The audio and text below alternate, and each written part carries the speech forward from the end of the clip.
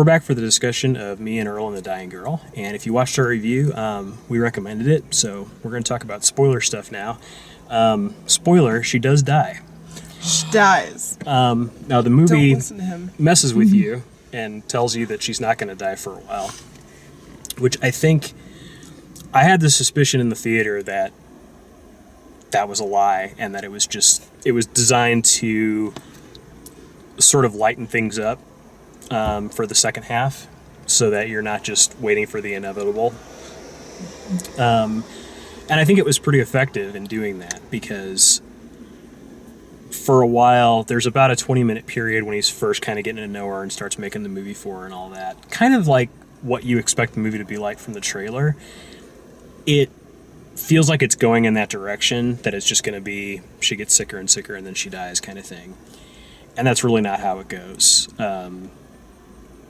He, keeps telling you that she's not going to die, and then they sort of have a fight, and he ends up in bad terms with Earl, and he ends up not talking to her, and gets his admissions taken away for college, and just in a really low spot. And I think if you watched all of that knowing that she's still going to die, it makes him look kind of selfish to think that, or to be acting the way he's acting. But it works because he explains, like, his character he believes that to be true. Like, he wants her to not be dying. He wants her to be doing okay. But she has stage 4 leukemia, so... See, that was the one thing that bothered me about the movie, is that he kept saying, "Don't worry, she doesn't die." Because in the very first line of the movie, he makes it very clear that she does die. But then He straight up says, I entered into a friendship with a girl that, she died, and right. And then a couple scenes later, he's like, "Don't worry, she doesn't die." But he's a non-trustworthy narrator. True. I mean, that's why he keeps doing the thing where he's like, if this were a romantic movie, Yeah. or a romantic story, this is what would happen, but it's not. Yeah. I think I like that point of view, how they're going to give you the hypothetical and then they give you the reality of the situation. Because otherwise it's just a downwards, slope. Yeah, absolutely. It's all down. It's not going to go anywhere. I think I enjoyed most that even though they were still in high school, it wasn't, focused so much on high school. It wasn't focused so much on the cliques and what he was doing at school, and he didn't neglect her and forget, and, it wasn't that cliche, we're all going to be there for you, yay, we love you, and then nobody's there. Yeah, and it's not, the movie kind of almost says out loud, we're not the fault in our stars. Yeah. It's not this sort of romantic relationship that they get into. Yeah. And the movie stuff that I was talking about was there's all the films that they are remaking that are fairly artsy. Sockwork Orange was my favorite.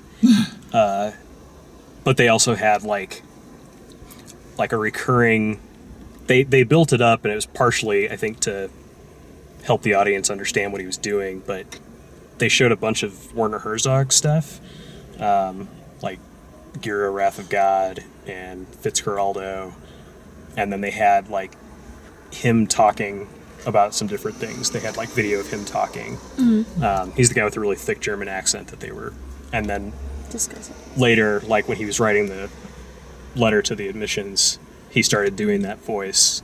Yeah, it was good. Which was funny. I think the last 10-15 minutes of the movie are shot perfectly. When he starts playing the movie in her hospital room, from that point on, it's just absolutely beautiful. I think everything was shot really well. Yeah. I thought it was really creative. When they were in the bedroom and it would just flip. The camera would flip, and then it would go to Earl, and then it would go to her, and then it would, do some sort of a flip again and go back to him when they were high. Yeah, those movements were really interesting. The way that they shot the high school and the way the high school was laid out, where it would be two hallways that sort of converge at the same time, and they put them both in focus, and Also, Yeah. it kind of gave a Vertigo feel Yeah. to it. Yeah. I like that when they were sitting on the steps eating the popsicles and they had the paint and the pig and he was, seeing those that they weren't really there, but it wasn't like the main focal point. Like they didn't keep running Right. it into the ground. It wasn't like that cliche joke. It was just, it was Part where funny. we're accidentally on drugs. Yeah, it was funny, but it was like done. Yeah. And the dad was hilarious. That cracked me up too when they like accused John Bernthal of having weed in the soup, and then he's like, "Oh, the only other thing we ate together were those cookies from that drug dealer." Oh, Yeah. The movie was great. Like, I really enjoyed everything, but I don't know. I just thought those last two scenes were so perfect. The way everything faded out, except for the music from the movie that was playing. Like you couldn't hear the mother talking or the nurse talking. You knew what was going on, but the music was playing, and it was just great. And then the funeral, the wake was shot the same way. yeah. Just almost no sound except what's going on in his head. Yeah. Well, and it would have been easy for, one supporting character to be annoying. Like, his mom could have been annoying. Molly Shannon could have been annoying. Nick Offerman could have been annoying. But really, like, everyone's performance was subdued and fit with what was going on. It wasn't like there was like, all the characters had depth. They had a range of emotions. They weren't just like comic relief characters. Yeah. I mean, and it didn't play the cliche. I mean, they played the cliche friend who, comes from a different neighborhood, but it was still like, they're still good kids. Well, and I thought he was going to be comic relief at the beginning too, Yeah. because he's really funny at the beginning. But then they sort of have a No, that wasn't the case. falling out, and I like that part that they didn't. I like the brother too, when he was like, "Hey, can you make me a tulip?" yeah. No, I'm serious. Make me a tulip.